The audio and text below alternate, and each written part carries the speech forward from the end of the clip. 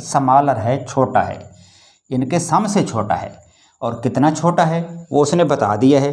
Inversion method में जो formula इस्तेमाल करते हैं आप वो लगा लें। फार्मूला क्या है कि x is equal to a inverse b। तो यही इसका आंसर है।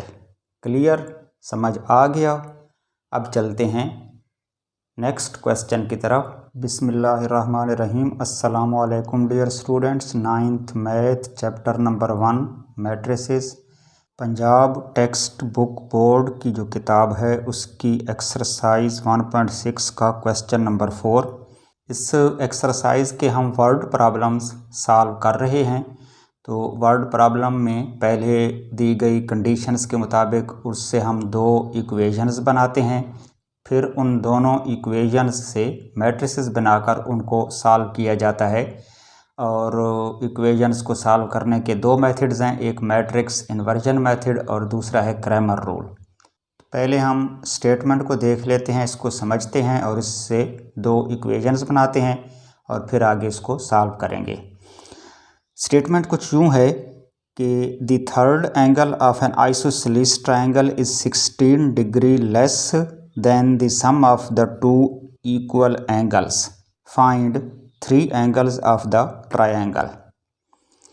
इसमें वो कह रहा है कि एक ट्रायंगल है जिसके तीनों एंगल्स की जो डिग्री मेजरमेंट है वो हमने फाइंड आउट करनी है। और ट्रायंगल के बारे में उसने ये बताया है कि ये एक आइसोसेलेस ट्रायंगल है। पहले तो ये समझने की कोशिश करते हैं कि आइसोसेलेस ट्रायंगल क्या चीज़ होती है।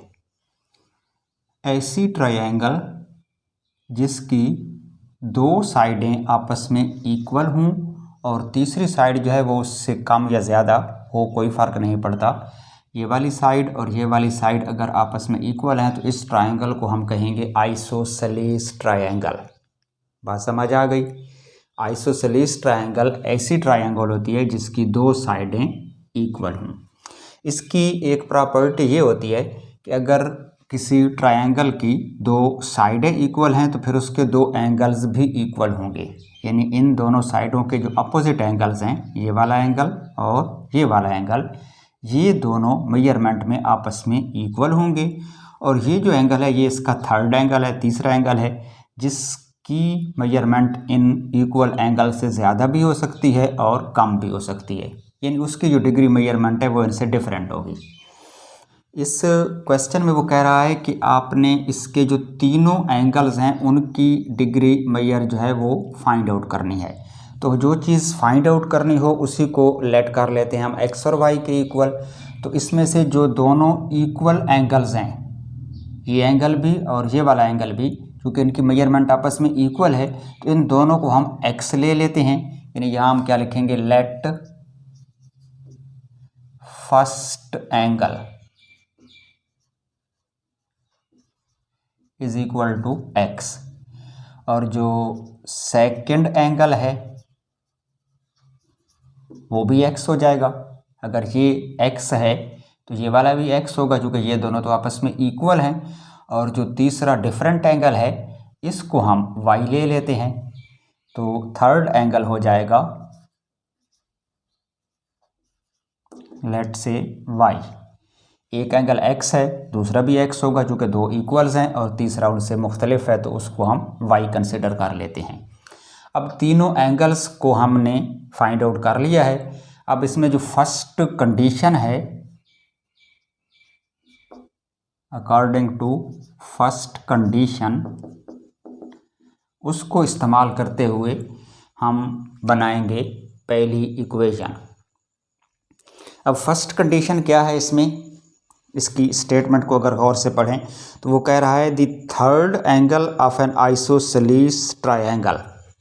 इस ट्रायंगल का जो थर्ड एंगल है वो हमने लिया हुआ है वाई। एक तरफ वाई लिख लेते हैं और दूसरी तरफ एक्स लिख लेते हैं। एक्स इसका जो है फर्स्ट और सेकंड एंगल्स हैं। तो वो ये कह रहा है कि third angle of an isosceles triangle, यानी ये वाला जो एंगल वाई है ये 16 डिग्री लेस देन, यानी 16 डिग्री ये स्मॉलर है। किससे स्मॉलर है, sum of the two equal angles.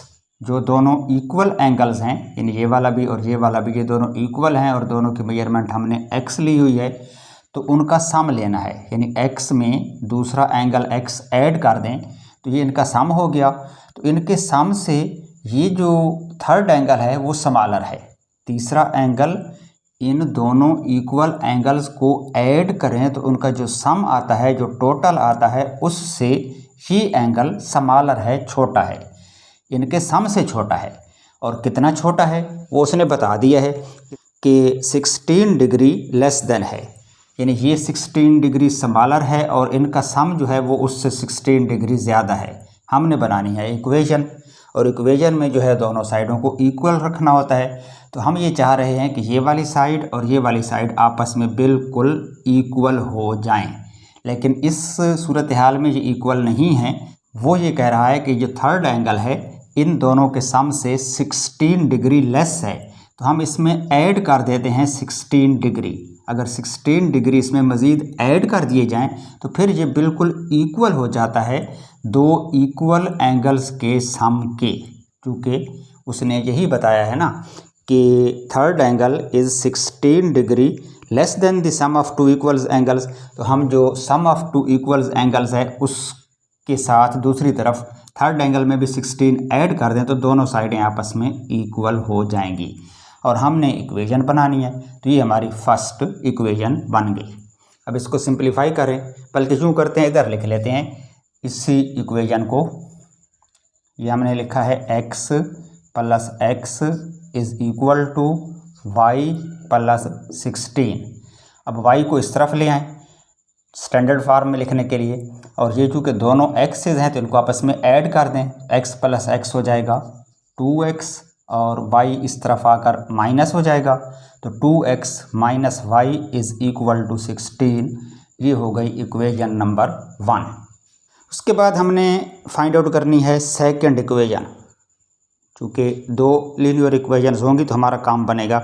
तो दूसरी इक्वेशन के लिए हम इसकी स्टेटमेंट को देखते हैं। तो यहाँ उसने कोई और ऐसी चीज़ नहीं बताई जिससे हम दूसरी इक्वेशन फाइंड आउट कर सकें। तो उसके लिए हम ट्रायंगल की एक प्रॉपर्टी है उसको यूज़ करेंगे। आपको पिछली क्लासों में पढ़ाया गया होगा कि किसी भी ट्रायंगल के जो तीनों एंगल्स हैं उनको अगर ऐड करें तो उनका सम हमेशा 180 डिग्री होता है। यानी angle sum of the triangle is always equal to 180 degree. चाहे वो ट्रायंगल किसी भी तरह की हो, उसके जो तीन एंगल्स होते हैं उनको ऐड करें तो उनका जो टोटल है वो 180 डिग्री के इक्वल आता है। तो इस प्रॉपर्टी को हम यूज़ करते हैं। तो यहाँ हम क्या लिखेंगे, सेकंड कंडीशन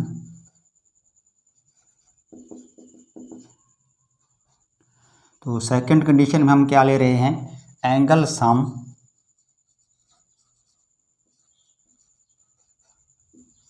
ऑफ ट्रायंगल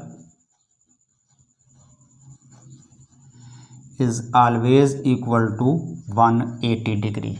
किसी भी ट्रायंगल के जितने भी एंगल्स होते हैं, वैसे आपको पता है ट्रायंगल के कितने एंगल होते हैं, एवरी ट्रायंगल हैज़ 3 एंगल्स। तो sum of all 3 angles of a triangle is always equal to 180 degree. तो इस ट्रायंगल में जो 3 एंगल्स हैं उनको हमने दो को x का नाम दिया हुआ है जो कि ये दोनों इक्वल हैं, और तीसरा एंगल y है। तो इन तीनों को ऐड कर लें, इनका सम ले लें, तो x प्लस एक और x और प्लस y, तो ये हो जाएगा तीनों एंगल का sum. This will be equal to 180 degree. या इसको सिंप्लीफाई कर लें, x प्लस एक्स हो जाएगा 2x plus y is equal to 180। ये हो गई इक्वेशन नंबर 2। और equation number 1 2x minus y is equal to 16। अब इन दोनों इक्वेशंस को इस्तेमाल करते हुए हम इसका सॉल्यूशन निकालेंगे, यानी एंगल्स की जो वैल्यूज़ हैं वो फाइंड आउट करेंगे। तो इसके लिए आप दोनों मेथड इस्तेमाल कर सकते हैं, मैट्रिक्स इन्वर्जन मेथड भी और क्रैमर रूल भी। तो आज इस क्वेश्चन को हम करते हैं मैट्रिक्स इन्वर्जन मेथड से, यूजिंग मैट्रिक्स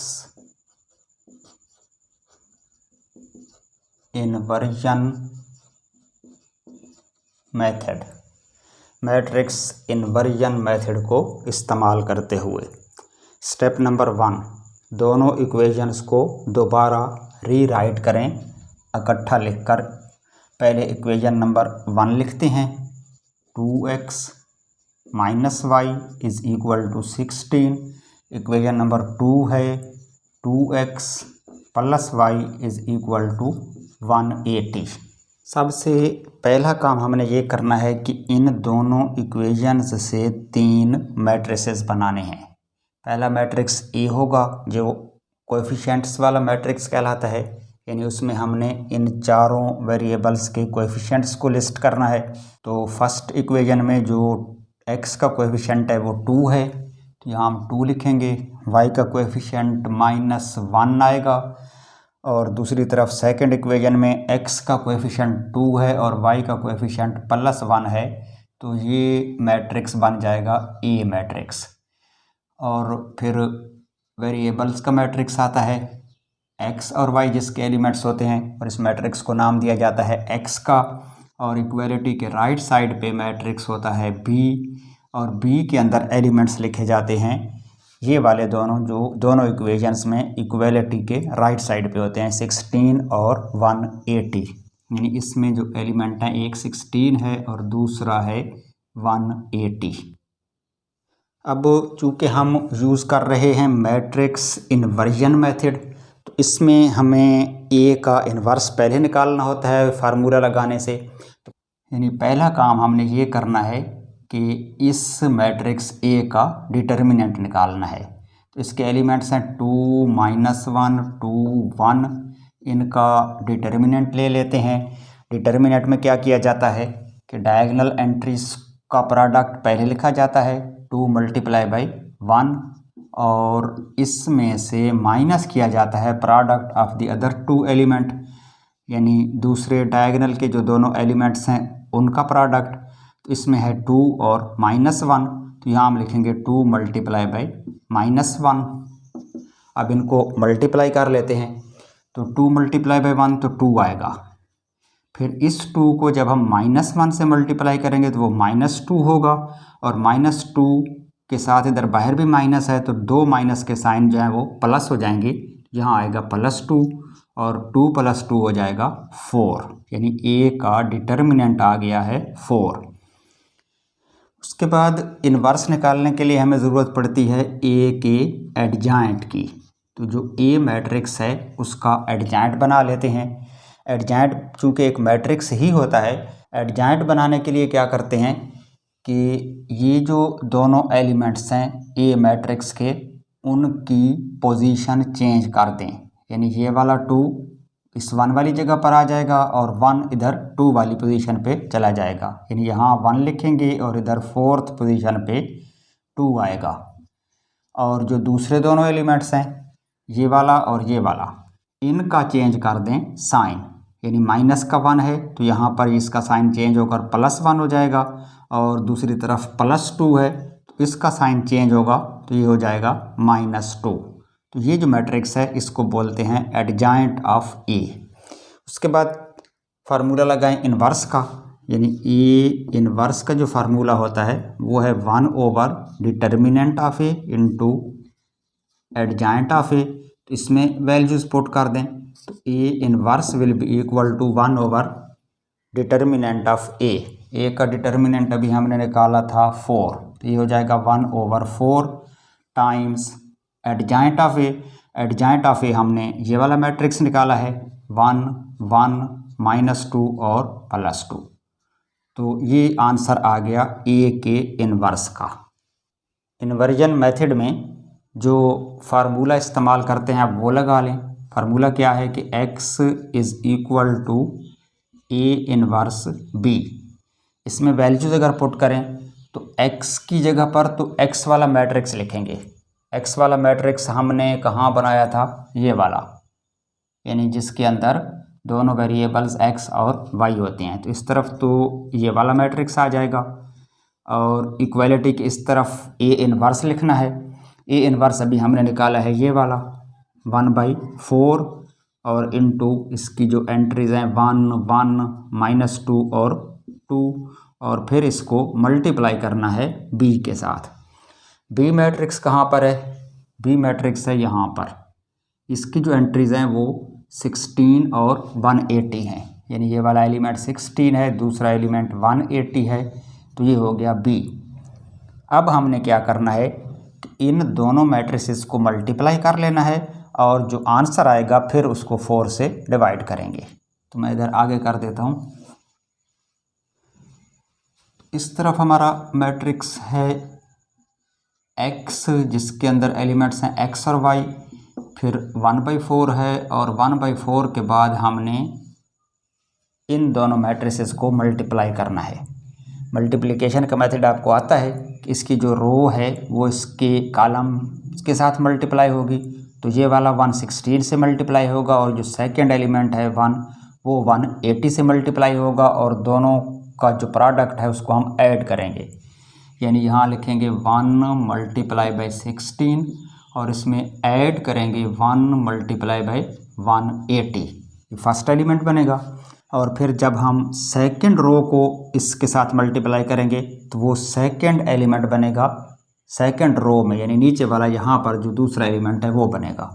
तो अब -2 मल्टीप्लाई होगा 16 के साथ, यानी -2 मल्टीप्लाई बाई 16 और इसमें ऐड करेंगे 2 मल्टीप्लाई बाई 180, 2 मल्टीप्लाई 180, तो ये मैट्रिक्स आएगा मल्टीप्लिकेशन के बाद। अगर इसको मज़ीद सॉल्व कर लें तो 1/4 तो अभी बाहर रहेगा, 16 1s आर 16 और प्लस 180 1s आर 180। और सेकंड रो में देखें तो 16 को -2 से मल्टीप्लाई करेंगे तो 16 2s होते हैं 32, साइन माइनस का आएगा क्योंकि 2 माइनस है और 16 प्लस है, डिफरेंट साइन है तो आंसर के साथ साइन माइनस। और इधर 2 मल्टीप्लाई बाई 180 ये हो जाएगा 360, यानी 180 को डबल करें तो 360। मज़ीद अगर सॉल्व करें तो 1/4 इंटू 16 प्लस 180 में 16 ऐड कर लें तो ये कितना होगा 196। और सेकंड एलिमेंट के लिए 360 में से 32 को माइनस करना पड़ेगा, तो जब हम 360 माइनस 32 करते हैं तो आंसर आता है 328। अब ये जो 4 है ये अंदर जाकर इन दोनों एलिमेंट्स के साथ डिवाइड होगा, यानी यहाँ हम लिख सकते हैं कि 196 डिवाइडेड बाई 4 और दूसरा था इसका 328 डिवाइडेड बाई 4। और डिवाइड करेंगे तो 4 का टेबल 196 पे या यूँ कर लेते हैं कि 4 1s आर 4, 4 4s आर 16, 3 बच जाएंगे 36 और 4 9s आर 36, तो फर्स्ट एलिमेंट बनेगा 49। और यहाँ पर कैंसिलेशन होगी, 4 1s आर 4, 4 8s आर 32 और फिर 4 2s आर 8, तो ये हो जाएगा 82, यानी जो सेकंड एलिमेंट है वो होगा 82। और इधर मैट्रिक्स कौन सा था, ये वाला x और y का। अब चूंकि ये दोनों मैट्रिसेस आपस में बिल्कुल इक्वल हैं तो इसका जो फर्स्ट एलिमेंट है वो फर्स्ट के इक्वल होगा, जो सेकंड एलिमेंट है वो सेकंड के इक्वल होगा। तो अब हम यहाँ लिख सकते हैं कि x जो है वो इक्वल है 49 के, y इक्वल है 82 के। तो अब हमारे पास x और y दोनों की वैल्यूज़ आ गई हैं। x और y को हमने क्या प्लेट किया था, इधर देखें तो हमने कहा था कि जो फर्स्ट एंगल है वो भी x है, सेकंड एंगल है वो भी x है और थर्ड एंगल y था। और क्वेश्चन में वो हमसे पूछ रहा था कि फाइंड आउट करें 3 एंगल्स ऑफ द ट्रायंगल। तो हम अब 1 बाई 1 इनको लिख देते हैं यहाँ पर। तो हमारा जो फर्स्ट एंगल होगा वो चूँकि x था तो हम उसको 49 डिग्री लिखेंगे। जो सेकंड एंगल है उसको भी हमने x लिया हुआ था तो वो भी 49 डिग्री होगा। क्योंकि आइसोसेलेस ट्रायंगल है तो इसके दो एंगल्स तो आपस में इक्वल होते हैं, तो दो एंगल्स जो इक्वल हैं वो 49 डिग्री के हैं। और जो थर्ड एंगल है जिसको हमने इधर y लिया हुआ था तो y की वैल्यू हमारे पास 82 आ रही है, तो तीसरा एंगल हो जाएगा 82 डिग्री। तो यही इसका आंसर है। क्लियर। समझ आ गया। अब चलते हैं नेक्स्ट क्वेश्चन की तरफ। Question number 5। क्वेश्चन नंबर 5 भी क्वेश्चन नंबर 4 ही की तरह है। इसमें भी एक ट्रायंगल है और उसके तीनों एंगल्स फाइंड आउट करने हैं। तो इसके लिए जो दोनों इक्वेशंस बनानी हैं वो मैं आपको यहाँ पर समझा देता हूँ, और इक्वेशंस बनाने के बाद आगे जो है इसका सलूशन वो आप खुद कर लेंगे। तो इसकी स्टेटमेंट कुछ यूँ है, one acute angle of a right triangle is 12 degree more than twice the other acute angle, find the acute angles of the right triangle. तो इसमें जिक्र है राइट ट्रायंगल का। तो पहले तो ये देख लेते हैं कि राइट ट्रायंगल कौन सी होती है। इस तरह की ट्रायंगल जिसमें एक एंगल 90 डिग्री का हो या राइट एंगल हो तो उसको कहते हैं राइट ट्रायंगल। तो ये एक राइट ट्रायंगल है। अच्छा, हमें पता है कि ट्रायंगल के जो तीनों एंगल हैं उनका सम 180 डिग्री होता है, और इस प्रॉपर्टी को यूज़ करते हुए हमने पिछले क्वेश्चन में भी सेकंड इक्वेशन बनाई थी। यहाँ पर भी जो सेकंड इक्वेशन है वो इसी प्रॉपर्टी से लेंगे। तो चाहे ये राइट ट्रायंगल ही क्यों ना हो, इसके तीनों एंगल्स का सम 180 डिग्री ही होगा। चूँकि राइट ट्रायंगल में एक एंगल 90 डिग्री का होता है, तो 180 से 90 निकाल लें तो बाकी 90 डिग्री बचेगा।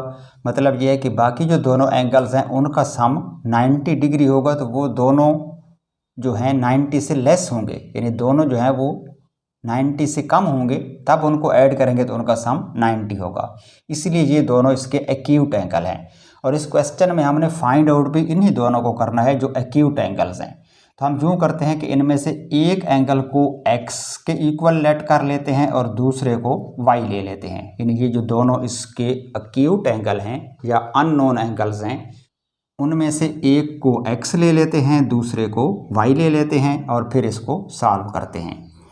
तो पहला काम तो यही कर लें कि लेट फर्स्ट एंगल लिख लें, वो हमने ले लिया है x, और जो सेकंड एंगल है यानी जिसको हमने फाइंड आउट करना है वो y है। अब इसकी बनानी है दो इक्वेशंस। तो पहली इक्वेशंस के लिए जो कंडीशंस है उसको हम लिखेंगे फर्स्ट कंडीशन, बल्कि इसको आप यूँ भी लिख सकते हैं कि according to first condition. First condition है क्या, one acute angle of a right triangle, यानी इस ट्रायंगल का एक एक्यूट एंगल, और वो है x, हमने ले लिया।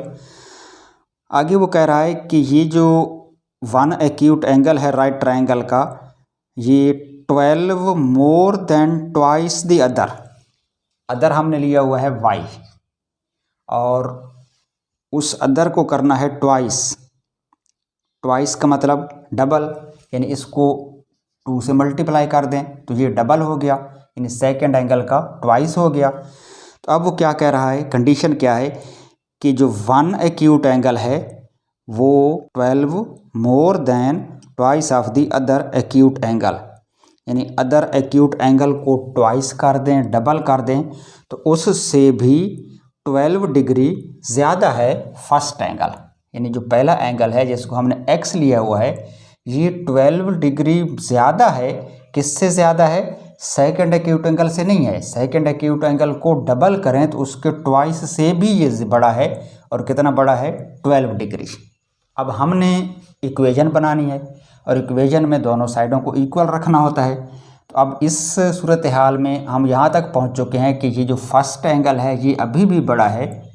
जब हमने सेकंड एंगल को डबल किया है, उसको ट्वाइस लिया है, उससे भी ये एंगल बड़ा है, और कितना बड़ा है, 12 डिग्री। तो अगर हम 12 डिग्री इसको मज़ीद इंक्रीज़ कर दें, यानी सेकंड एंगल के ट्वाइस में 12 और ऐड कर दें, तब वो इसके इक्वल होगा, और चूँकि ये इक्वल हो जाएगा तो बन जाएगी इक्वेशन। तो ये हमारी हो जाएगी फर्स्ट इक्वेशन। अब इसको सिंप्लीफाई कर लेते हैं, यानी 2y को इस तरफ ले आते हैं, तो ये हो जाएगा x minus 2y is equal to 12, equation number 1। और सेकंड इक्वेशन के लिए हम जाएंगे सेकंड कंडीशन की तरफ, और सेकंड कंडीशन हमने वही जो ट्रायंगल की प्रॉपर्टी है कि किसी भी ट्रायंगल के तीनों एंगल का सम 180 होता है, तो उस प्रॉपर्टी में जाएंगे। चूंकि ये राइट ट्रायंगल है, इसमें एक एंगल तो 90 का है, उसको अगर छोड़ दें तो बाकी दोनों जो एंगल्स हैं, बाकी दोनों जो एक्यूट एंगल्स हैं, उनका सम फिर 90 डिग्री ही बनेगा। तो इसको हम लिख लेते हैं सेकंड इक्वेशन। चलो यहाँ पर लिख लें सम ऑफ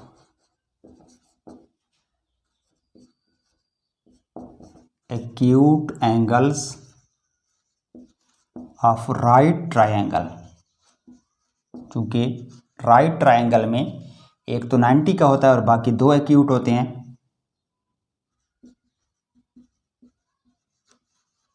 तो वो इक्वल होगा 90 डिग्री के। यानी किसी भी राइट ट्रायंगल के जो दोनों एक्यूट एंगल हैं उनका सम हमेशा 90 डिग्री के इक्वल होता है।